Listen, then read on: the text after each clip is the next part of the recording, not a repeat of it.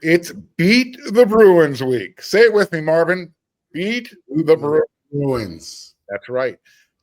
Look, now that the ultimate goal is no longer in play, I think we're gonna find out how good USC's culture really is. Coach Riley spoke about that after practice this week. You and I are going to talk about it on this next episode of Locked On USC.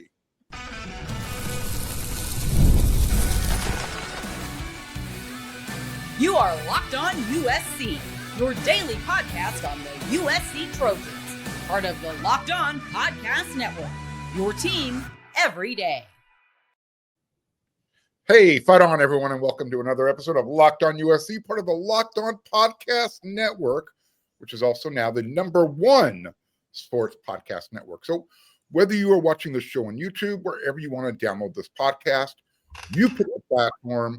We'll make the show free, and we will always appreciate your support. In today's episode, it's brought to you by Gametime. Download the Gametime app, create an account, and use code LOCKEDONCollege for $20 off your first purchase.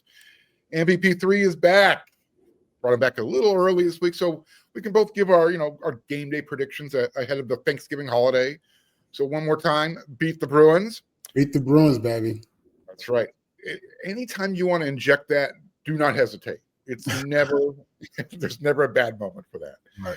All right, Marvin. So Coach Riley spoke with the media Tuesday after practice, like he always does. And he was asked the following question. Now that the ultimate goal is no longer out there, meaning the playoffs, how hard is it to keep everyone motivated? And let me read you his answer, and then I'm going to let you kind of dive into that. Peel the layers.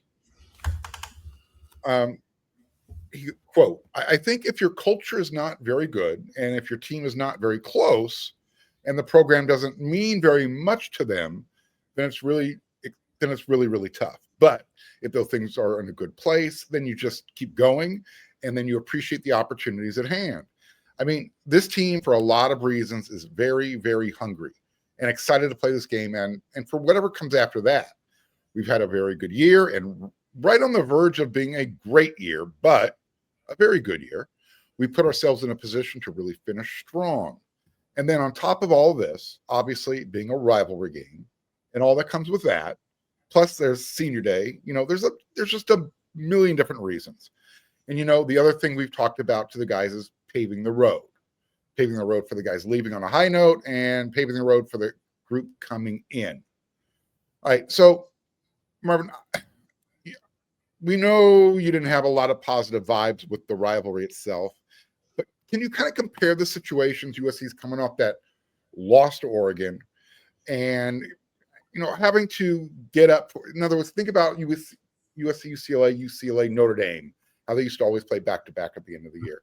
Mm-hmm. After losing to a Notre Dame game, I know it's a lot easier to get up for UCLA, but Right. How can you kind of compare the situations and how hard is it to keep a team focused?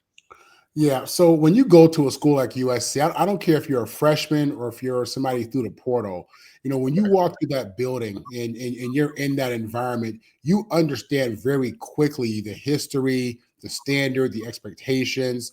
When I was there in Heritage Hall, I mean, you had pictures of all the All-Americans, on the walls, and it was very clear. So there's no doubt that those players are completely aware how big the games against Notre Dame and UCLA are to our program, to just to our culture and who we are. That's part of who we are, beating these people, playing these people. So it's not hard because for them right now it's all about timing.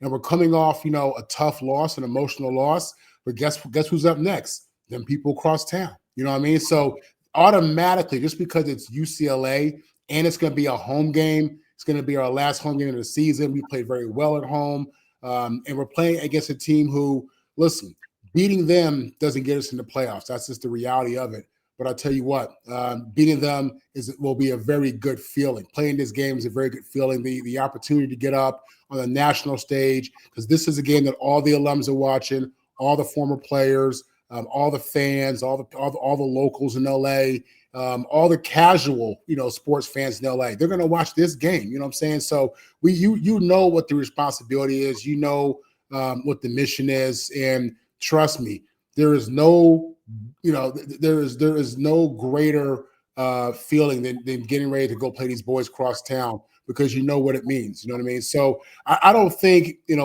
everything Coach was saying is true. He's a positive guy. He says it. He doesn't always say it all, but he says it, and what he says is real.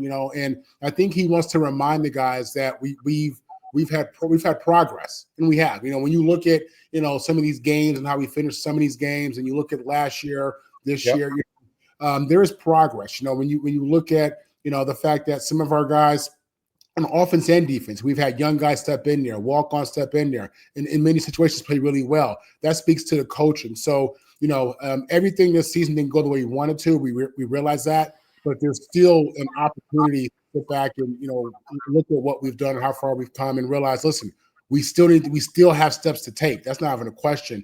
But without question, we have the right culture. These guys play hard. They play hard. I believe it. I watch these interviews and get a feel for these guys. And they're committed. They love being Trojans, and it's all good. But this week is special. They know it. Nothing about the season, I'll be honest with you, really is even relevant going into this game. The players know how big this is. They completely understand. And listening to Lincoln Riley, who I think has done a good job in his own right, just understanding our history, because you hear him speak on certain things. If you listen to him enough, he's paying attention. He knows it. So that message is being conveyed. The players know what it is. I don't think it's difficult at all to get these guys up for this game. Again, it being the last game in the Coliseum, last game for a lot of guys, who are going to be draft eligible. So it's a big one, and it won't be hard to get these guys up at all. There was a little blurb in there that I kind of glossed over, but it kind of, as you were talking, I was looking at and reading it, where he talks about, if the program doesn't mean much to somebody, where that comes into play. If you're a high school recruit, a walk-on, that it means something to you. But what about if you're a transfer portal player? You're coming in for 1 year. Can that have an effect on the team when you have too many guys like that? Listen, at the end of the day, even the transfer guys, who didn't choose USC out the gate, they know who USC is. They know our history. I mean, they listen. A lot of these guys may have been young in the Pete Carroll era, but they know. You know what I'm saying? They come into the building. They see 11 national championship trophies. They see 8 Heismans. They see pictures of 6 number 1 overall draft picks. You don't have you see the number, the most NFL players of all time in any school. So these things make us special. You know what I'm saying? And it's been a collective effort from back to Howard Jones all the way up to Lincoln Riley, collecting all those trophies. Okay, it's been a collective effort, and all the coaches, John McKay, John Robinson, have contributed toward that. You know what I mean? So these transfer players know who we are. They know what it is. When they walk into the building, they have a much greater feel for it, without question. And when you bring in guys like Marcus Allen, like USC is doing, it just helps to remind you of the greatness and what the standard is. These transfer portal players, they know exactly where they're going, and they're excited about being in LA. They're excited about being with Lincoln Riley. They're excited about being with this up and coming program. They're excited about being with the program that has tremendous history, matched by very few. Absolutely. Let me get your take on this part. He was asked another question about his thoughts on the Crosstown Showdown, and now that it's been, he's been a part of it for a few years. He was asked, his feelings, his impression of the rivalry, and he answered it this way. He said, "It's so unique. It's been part of, I've been a part of some other really good ones, and this one stacks right up there. Obviously, the proximity, I think the familiarity of the teams, the players, it's such a unique rivalry, and I love it, man. It's one I know that it's important to the city, to both schools. I know how important it is to our program, and it's one I look forward to every single year. There's just something about, whether it's at the Rose Bowl or at the Coliseum, like when you come out under the lights and you see both teams in their home jerseys and those colors and the atmosphere, and you're doing it in two of the most iconic places in college football. It just gives you goosebumps. And I'm just appreciative of the chance to coach and compete in it." End quote. Now, look, I kind of try to put some voice inflection in there, but that was your typical coach speak type of response. I mean, it was kind of jello, nothing really there. And the reason why I'm setting it up this way for you, Marvin, going into that week, it's a rivalry week. Did you like when your teammates were just, all business-like, or did you like to hear some jawboning go back and forth? I guess my question to you is, should Coach Riley create a moment to add some spice to this rivalry? I'll be honest, he don't need to.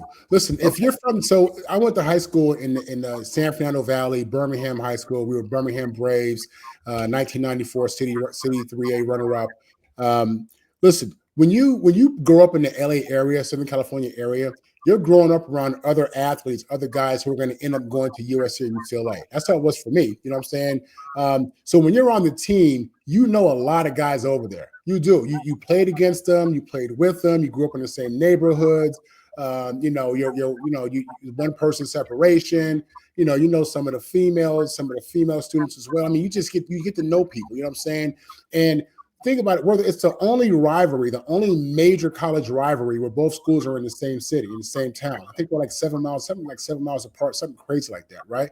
So it's a very personal thing. It impacts families. You got husbands and wives who, house divided is a very real thing. You know what I mean? Brothers and sisters, house divided is a real thing.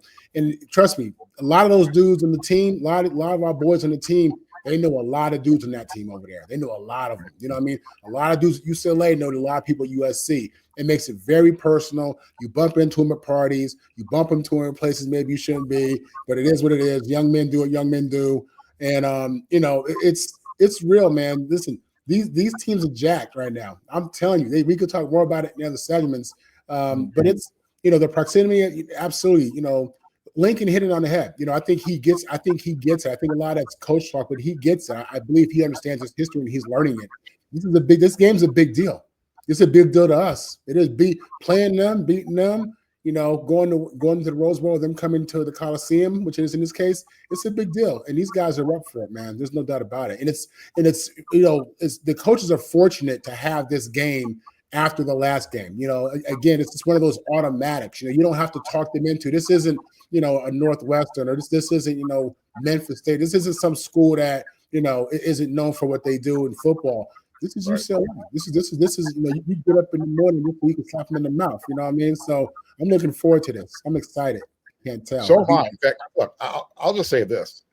If I was Coach Riley, and I know I was a heavy favorite to win this game, I would just come out and say it. Hey, look, we know UCLA is going through a little transition right now, but we have no excuse for losing this game, and we expect to win big. Yeah. End of story. If UCLA wants to put that on the bulletin board, fine. I don't care. Meet me in half field. Let's talk about it. So, all right, you and I, we got more to talk about with this rivalry that's coming up in the next couple segments. I'm going to ask you I know it's going to be difficult. I'm going to ask you for a couple of your favorite memories during your time playing this game. I know you don't have a lot, but there might be a couple moments, or maybe there's some players you want to talk about that you liked or disliked. And if you disliked them, let's talk about those ones. That's coming up next, and we'll also give our prediction in the third segment.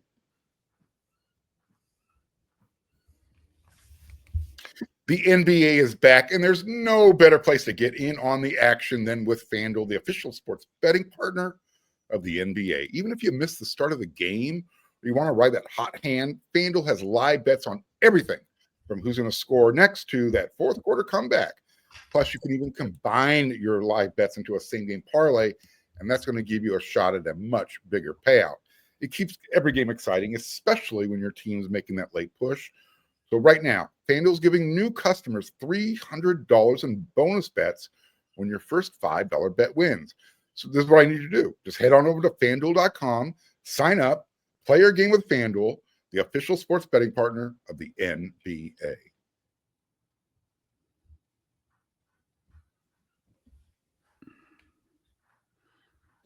All right. I want to say thank you one more time. Happy Thanksgiving to everybody. I also want to say thank you and for making Locked On USC part of the Locked On Network your first listen every day. You're listening to the #1 sports podcast network in the country. All right, so just a little bit of a little recent history reminder for everyone. USC's won 19 of the last 26 games these two teams have played. Last year they won 19-13 at the Rose Bowl. The last two times this game has been played at the Coliseum, USC hasn't won, so we need to end that streak right now.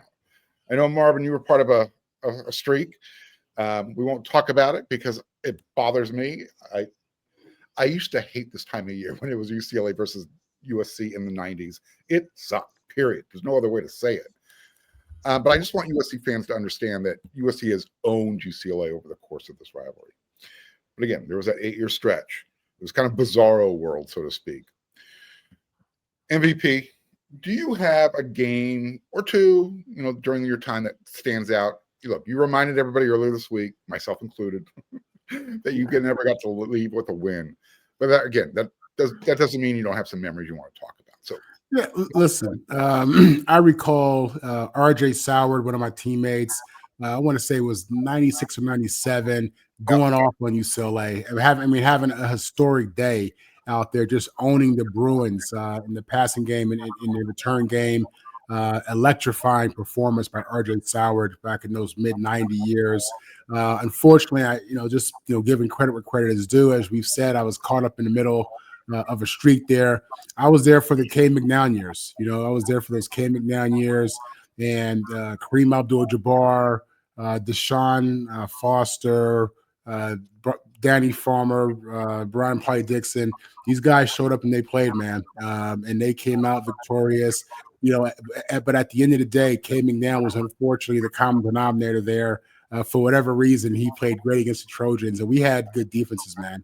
I'm talking about Chris Claiborne, Sammy Knight, Zig Marino, Daryl Russell, Dalen McCutcheon, Brian Kelly, Rashad Cook. We had dogs out there, man. But it would always get into sometimes it was a high scoring affair. I think we lost a 42-45 game. My senior year was 35-17, I think, something like that. But they had put up some points. We couldn't really match them a lot of times. But they had some. These are the Bob Toledo years. This is the Terry Donahue into Bob Toledo, I believe. And they were good. They were good. Listen, even the year we won the Rose Bowl, we beat Northwestern. We lost to UCLA. Unbelievable. It is what it is. This year it'd be different, but 95-98 was tough. Yeah, I think RJ Soward it was his freshman year, so that would have been 96, I think. 96, yes, yeah. Yeah, and he went off. He had a kickoff return. That dude, RJ Soward, could have gone down as one of the greatest Trojans of all time, but I don't know if he really was dedicated to football at the time. Yeah. He could have been something special out of the Inland Empire. That dude, people don't know what fast is. Right. No, he was one of those guys that had real track speed that you can translate to the football field. You know what I'm saying? Yeah. I hosted RJ on his recruiting trip, and I got him in here. But man, RJ was cool, man. Young guy. It was a lot thrown at him when he was young. Definitely would tell you he would handle certain things differently had he did it again. But he was a good dude. You know what I'm saying? He was a good dude, good guy, good heart. Just young. And went through some of the same issues that young men do.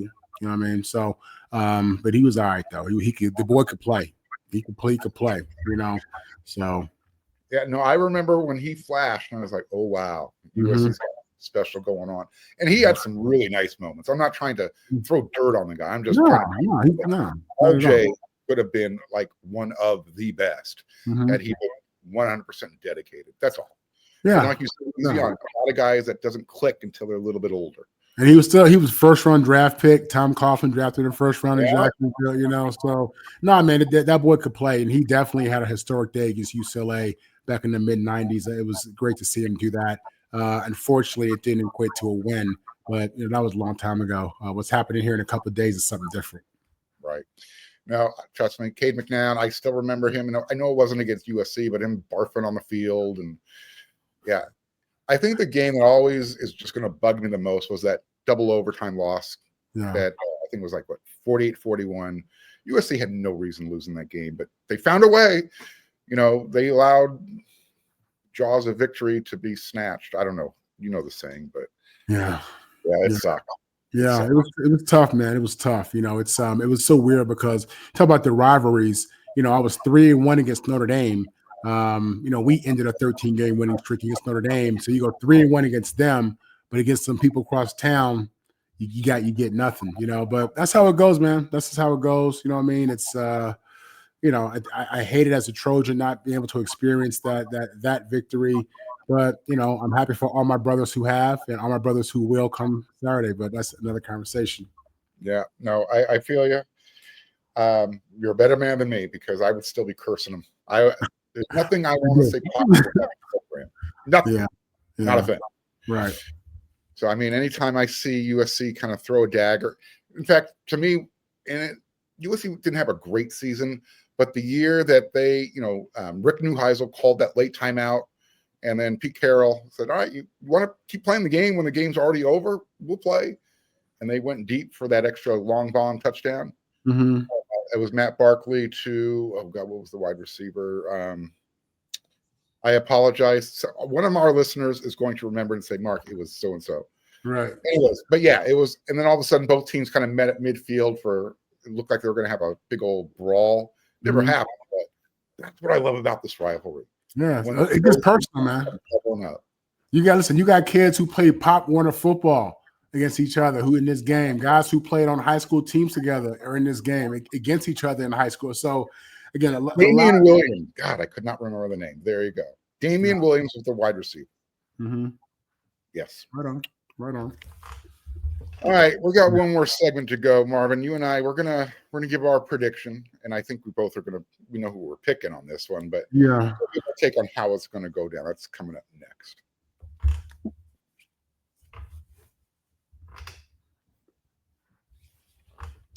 College football is back. The regular season is almost over, and if you don't have your tickets to USC versus UCLA, I can tell you where to get them and where to get the best ticket at the best price. It's called Gametime.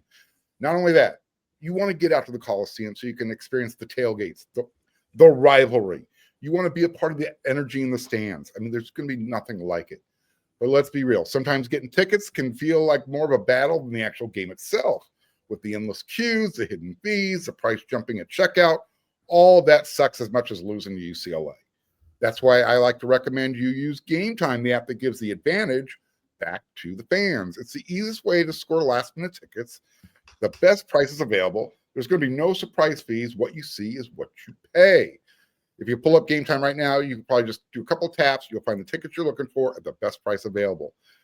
And the app is going to make it super simple. You're even going to see the exact view from your seat before you check out.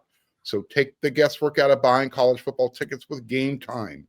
Download the Gametime app, create an account, and use code LOCKEDONCollege for $20 off your first purchase. Terms will apply. Again, that's promo code LOCKEDONCOLLEGE for $20 off. Swipe, tap, ticket, go. Download Gametime today.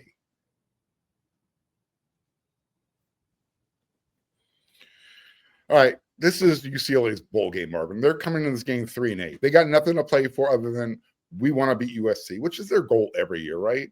That's always absolutely, yeah. And there's their fight song, and it even mentions the men of Troy. Yeah, Mark. I mean, they're coming out, trick plays. They tried a trick play last week on the field goal. They're coming out trick plays, nothing to lose. They've seen us give up returns. I mean, they're pulling out all the stops, man. They are pulling out all the stops. They have such a limited offense. They're not scoring many points. I mean, they're gonna have to do whatever they can do. They might even have their starting quarterback, Nico Iamaleava. I mean, it could be a really long day. Now, what we can't do is turn all this into a story of, and they still found a way to. Because look, let me tell you right now, we absolutely should and we will, but you don't win the game on paper, y'all. This is a game full of emotion, and they're a wounded animal. I mean, they're damn near dead, but they are truly a wounded animal. So I expect them to come out with some fight, whatever that means. We should come out with some, extra on top of what they got, but. Mark, it's a rivalry. It's emotion. These are kids, man. I was just about to say, I remember the legend of John Barnes. People are saying, well, who's John Barnes?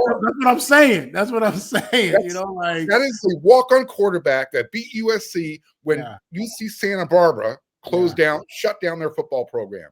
USC had no business losing that game, Was he a one-game wonder? That was the only game, right?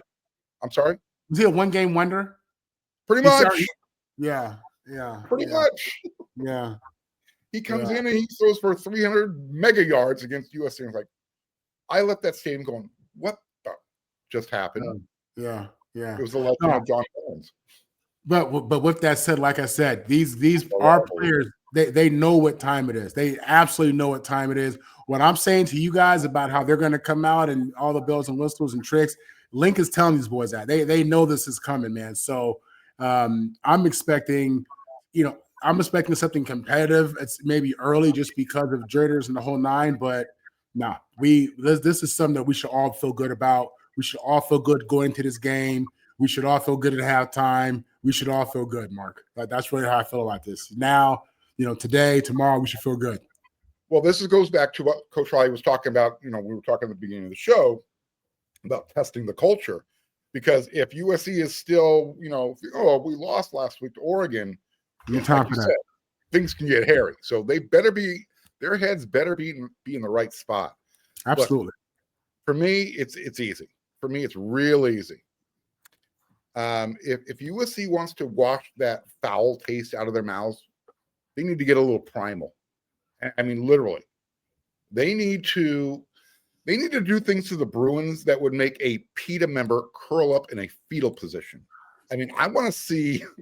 I'm not talking bestiality type of stuff, but you want to see blood. There will be blood, Mark. Mark, there will be blood. There will be blood. Believe me. Give me a final score. Final score. I'm looking at. Here we go. I'm gonna say it, y'all. I'm looking at USC 45, UCLA. I give them 17. I'm going 52-13. So we're in the same ballpark. We really are. Yeah. This is a game where Coach Riley has to say, you know what? All bets are off. I don't care how bad it looks. We're gonna beat the freaking pulp out of those guys. Yeah. There's no excuse. This is a game where we need to get back to our run game. Okay, yes. Get back to the run game. Yes. I'm looking for our home run hitter, King Miller, to bust a few. I'm looking for that. I'm looking for Makai to do what Makai's been doing.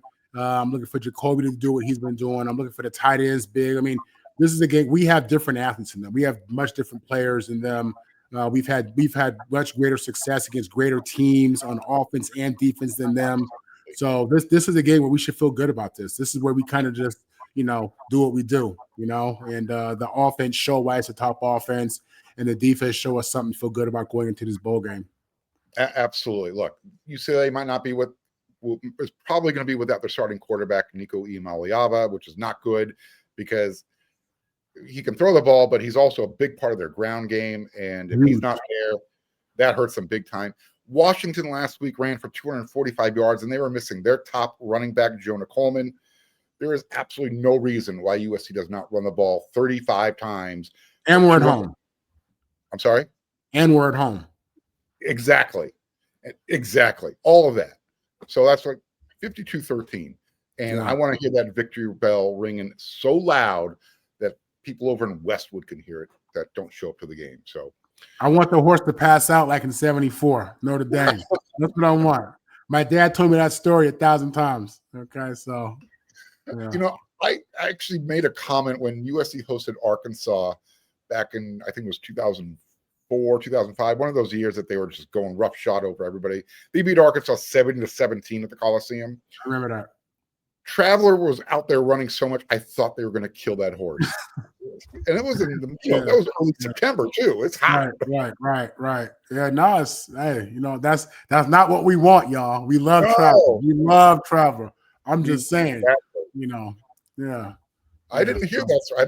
You're gonna have to tell me that story one day. I didn't know about that one. Yeah. The thing I know about 1974, everybody brings up 55-24. So, you're gonna have to tell me that story about travel. Definitely, no doubt. All right, everybody. I want to wish everybody a happy Thanksgiving. I know we still got another day to go. I'll have another episode of Locked On USC, but from myself, Marvin, thank you so much. You really enhanced the show that much. People want you back all the time. That's why I keep bringing you back all the time. Thank you. So, USC, they're going to beat the snot out of UCLA. and they're going to do it. No mercy. Rough No action. mercy. No Yeah. mercy. There will be blood. Yeah. Listen, Mark, I got my helmet from my senior year in my living room, and I tell my son, there's Notre Dame blood on there, and there's UCLA blood on there. That helmet. He loves it. And you can point to each spot too, huh? Yeah, it's all Cardinal, so it all blends in. There you go. Yeah. Everyone, until the next episode of Locked On USC, you know what to do. Right on. Beat the Bruins. Beat the Bruins. That's right.